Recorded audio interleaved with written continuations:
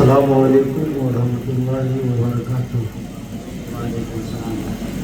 نحمده ونصلي ونسلم على حبیبہ الکریم،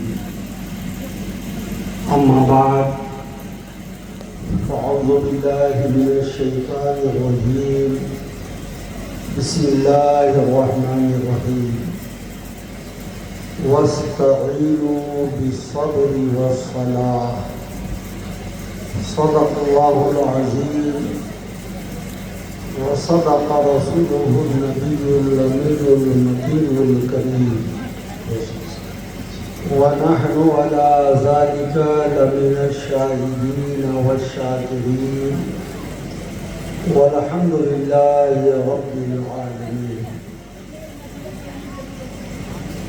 آئیے ایک بار عقیدت و احترام کے ساتھ اپنے اور ساری کائنات کے مرکز عقیدت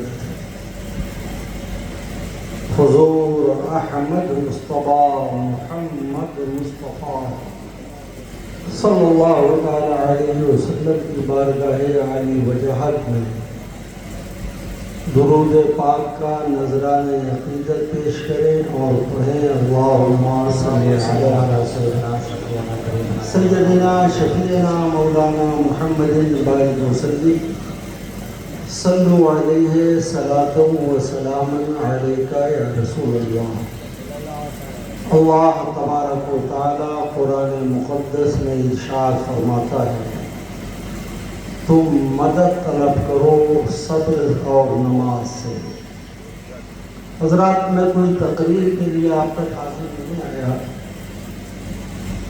صرف یہ بتانے کے لیے کہ الحمدللہ پہلی مرتبہ آپ کے دیار محبت میں ہندوستان کا ایک بہت ہی عظیم خطیب، جسے ناشر مسلک اعلیٰ حضرت علامہ مفتی محمد نوشاد عالم جمالی کے نام سے دنیا جانتی اور پہچانتی ہے، ابھی الحمدللہ نہ کہ صرف اتر پردیش میں بلکہ پورے ہندوستان میں مفتی صاحب قبلہ کا دورہ تیزی سے ہو رہا ہے۔ رات بھی یہ کانپور کے علاقے میں تھے، آج آپ کے یہاں ہیں، کل مظفر پور میں ہیں۔ نعرہ تکبیر، نعرہ تکبیر، نعرہ رسالت، نعرہ رسالت۔ شاعر اسلام حضرت فہیم اختر صاحب قبلہ، شاعر اسلام شاداب رضا کانپوری، سبحان اللہ سبحان۔ حضرات، آپ اپنے ماتھے کی نگاہوں سے یہ دونوں بزرگوں کے چہرے کی زیارت فرمائیں۔ یہ جناب قاری فہیم اختر صاحب قبلہ ایک ایسی آواز اور ایک ایسا انداز، جنہوں نے اپنی آواز اور اپنے انداز سے پورے ہندوستان کو اپنا دیوانہ بنا رکھا ہے۔ الحمدللہ آپ کا تعلق مرکز اہل سنت بریلی شریف سے ہے، اور دوسری جانب شاعر اسلام جناب شاداب رضا کانپوری بھی تشریف فرما ہے۔ اب ذرا اپنی بیداری کا ثبوت دیں اور زندگی پیدا کریں اپنے آپ میں، تاکہ یہ شورا اور خطبہ جو کافی صعوبتوں کو برداشت کر کے اور بمشکل تمام اپنی تاریخ کو کسی طریقے سے خالی کر کے آپ تک تشریف لائے، آپ ان کی ایسی حوصلہ افزائی کریں تاکہ یہ اپنے دلی کلام سے آپ حضرات کو مستفیض و مستنیر فرما سکیں۔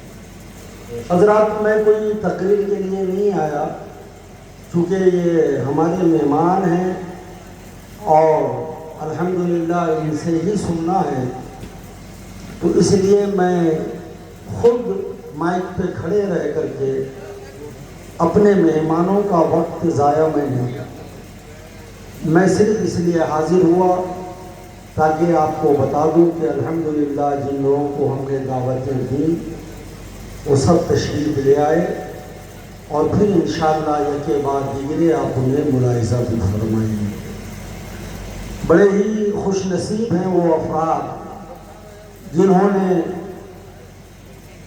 جس اعتبار سے بھی اس جشن شہید اعظم میں حصہ لیا۔ ہماری دعا ہے کہ اللہ رب العزت ان کی عمر میں بے پناہ برکتیں عطا فرمائیں، ان کے رزق میں وسعتیں اور کشادگی عطا فرمائے، تاکہ اسی طریقے سے وہ حسین اعظم کی یاد ہمیشہ ہمیشہ مناتے رہیں۔ حضرات، میں نے قرآن مقدس کی آیت پاک کا ایک ٹکڑا آپ کے سامنے پڑھا تھا، جس کا ترجمہ بھی میں نے آپ کے سامنے کر دیا کہ آپ مدد مانگیں نماز اور صبر سے۔ یہ دونوں چیزیں ہمارے امام حسین کے اندر موجود تھی۔ الحمدللہ صبر کے ایسے پیکر کہ دنیا اس صبر کی مثال نہیں پہ، اور نماز کا ایسا معاملہ کہ جان جانے آفری کے سپرد کر رہے ہیں، لیکن اس وقت بھی ارشاد فرما رہے ہیں جو بدبخت ان کے سینے پر بیٹھا تھا کہ حق مجھے رب کا سجدہ کر لینے دے، اور پھر اس کے بعد میں حالت سجدہ میں رہوں، اور جو تو چاہے کر سکتا ہے۔ حضرات، میں واقعے کی طرف نہیں جانے کی کوشش کر رہا ہوں، میں صرف آپ کو ذہن و فکر یہ دینا چاہتا ہوں کہ آج میڈیا کا زمانہ ہے، واٹس ایپ اور تمام ذرائع ایسے ہیں کہ ہر وہ شخص جسے شریعت کا کوئی علم نہیں، لیکن وہ اپنے وقت کا مفتی اعظم بن کر کے جو چاہتا ہے ویڈیو بناتا ہے اور موبائل پہ ڈال دیتا ہے۔ قوم انتشار کا شکار بنی ہوئی ہے، افراتفری کا عالم مچا ہوا ہے، کوئی تعزیہ گاری کو حرام کہہ رہا ہے، کوئی باعث ثواب بتا رہا ہے، کوئی ہونے والے جو اس میں رسومات قبیحہ ہیں ان کو بھی کروانے کی ناجائز کوشش کر رہا ہے۔ اور حضرات، یہ صرف انا کا مسئلہ ہے، یہ شریعت کا مسئلہ نہیں ہے، اور نہ شریعت نے ان چیزوں کے کرنے کی اجازت دی ہے۔ صرف ایسے لوگوں کا مقصد یہ ہے کہ میرا جھنڈا سب سے اونچا رہے، ہمارے پیچھے لوگ رہیں، لیکن اس پرفتن دور میں چہرہ پہچاننے کی ضرورت ہے کہ کون ہمیں گمراہی کی طرف لے جا رہا ہے اور کون ہمیں ہدایت کی طرف لے جا رہا ہے۔ حضرات، معاذ اللہ، اگر ایسا بھی کوئی شخص ہمارے درمیان آ جائے اور کہے کہ خدا کوئی چیز نہیں، تو وہ بھی محروم نہیں رہے گا، اس کے بھی ماننے والے کچھ ہو جائیں گے، لیکن اللہ نے ہمیں شعور دیا، عقل دیا، ذہن و فکر دیا، اشرف المخلوقات بنایا۔ اگر آپ کو علم نہیں ہے تو اپنے علماء سے رابطہ کریں، مفتیان کرام سے رابطہ کریں کہ آخر یہ مسئلہ کہاں تک صحیح ہے۔ پورے طور سے آپ موبائل کے شاگرد مت بن جائیں۔ آج میں دیکھتا یہ ہوں، کوئی معاملہ کسی کو درپیش ہوتا ہے، فوراً وہ موبائل نکالتا ہے اور اس میں سرچ کرنے کی کوشش کرتا ہے، نہ جانے بولنے والا کون ہے، بتانے والا کون ہے، اس کا کردار کیسا ہے، اس کا کیریکٹر کیسا ہے، اس کا عقیدہ کیسا ہے۔ ان چیزوں کو بھی دیکھنا ضروری ہے۔ ممکن ہے کہ کوئی بدعقیدہ اچھی بات مظاہر بتا کر کے تمہارے ایمان کو متزلزل نہ کر رہا ہو۔ اس لیے حضرات، اللہ نے جو عقل و شعور دی ہے، آپ اس سے فیصلہ کرو اور اپنے علماء کی طرف رجوع کریں حضرات۔ اور ایک بہت بڑا المیہ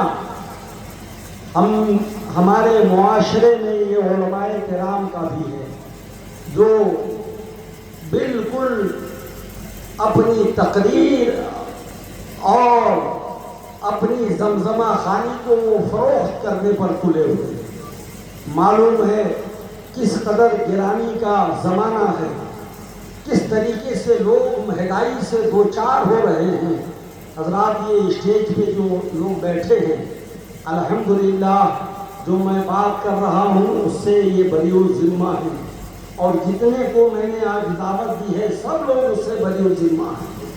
لیکن میں ان لوگوں کی بات کر رہا ہوں کہ جو اس قسم کی باتیں کرتے ہیں، اور یہ اسی کا نتیجہ ہے کہ میں دیکھتا ہوں بعض علاقوں میں آج دیوبندیت پھیلتی جا رہی ہے، بدعقیدگیت پھیلتی جا رہی ہے۔ آج غیر وہاں پر کام کر رہے ہیں اور اپنوں کی اتنی فرمائشیں ہوتی ہیں کہ حضرات جو چھوٹے چھوٹے گاؤں ہیں، کمزور طبقے کے لوگ ہیں، اتنے مال ان کے پاس نہیں جو اتنا بڑا وہ انتظام کر سکے اور اپنے علماءوں کو بلا سکے۔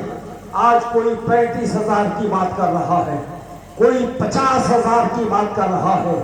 میں اس ذمہ دار اسٹیج سے ایک مولوی ہوتے ہوئے اس بات کا اعلان کرتا ہوں کہ بائیکاٹ کرو ایسے مولویوں کا اور ایسے شاعروں کا جو اس قسم کی باتیں کر رہا ہو اور وہ اپنی تقریر اور اپنے کلام کو بیچتا ہو، اور اس طریقے کے شرائط کے ساتھ وہ آپ کے جلسے میں آئے۔ اور کوئی ضروری بھی نہیں ہے، کیونکہ بہت سارے معاملات میرے ساتھ ایسے ہو چکے ہیں، وقت سے پہلے زیادہ راہ بھی ان کے کھاتے پر ڈال دیا گیا، لیکن اس کے باوجود وہ تشریف نہیں لاتے ہیں۔ تو حضرات، اس قسم کے معاملات ہیں۔ میں گزارش کروں گا اپنے علماء کرام سے بھی، اپنے بزرگوں سے بھی، پیران اعظام سے بھی، کہ آپ اپنا قیمتی وقت تھوڑا خرچ کریں تاکہ سنیت کا فائدہ ہو، سنیت پروان چڑھے، سنیت کو فروغ ملے۔ صرف پیسے ہی کے چکر میں کام نہ کریں، ورنہ دیکھیے ایک وہ شخص ہے جو ایک رات کے 50,000 لے رہا ہے، اس کی بھی زندگی گزر رہی ہے۔ ایک آپ کے محلے کا امام ہے، 1 مہینے تک آپ کی خدمت کرتا ہے، بچہ پیدا ہوا کان میں آذان دینے جا رہا ہے، شادی کے موقع پر نکاح پڑھا رہا ہے، تیجا 40واں کر رہا ہے، سارے کام میں آپ کے ساتھ، آپ کی خوشی اور غم میں شریک، لیکن اس کا نذرانہ کیا ہوتا ہے؟ تمام قاضی صاحب 8,000 سے 10,000 روپے، اسی میں وہ گزر بسر کر رہا ہے۔ کبھی آپ نے ان چیزوں پر غور نہیں کیا۔ آپ یہ مت سمجھیے گا میں بھی امام ہوں، میں ایک قوم اور امام کا درد جو ہماری قوم کا المیہ بن چکا ہے، میں اس کو بیان کر رہا ہوں۔ کبھی آپ نے اس پر غور نہیں کیا کہ ایک امام کے پاس بھی بچے ہیں، ان کے پاس بھی ضرورتیں ہیں، 8-10 ہزار میں کام کیسے چلے گا؟